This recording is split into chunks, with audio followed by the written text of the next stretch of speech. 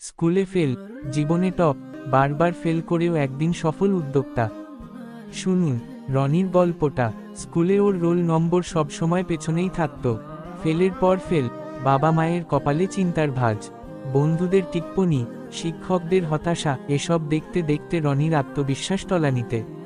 কিন্তু ভেতরে ভেতরে একটা স্বপ্ন ছিল, কিছু একটা করতেই হবে। দশম শ্রেণীতে গণিতে ফেল করার পর সবাই যখন ওকে বিদ্রূপ করছিল, রনি তখন কম্পিউটারের দোকানে কাজ নেওয়া শুরু করল। দোকানের মালিক ওকে সুযোগ দিয়েছিলেন, কারণ রনির চোখে তিনি একটা জেদ দেখতে পেয়েছিলেন। রনি সেখানে মন দিয়ে কাজ শিখতে লাগল।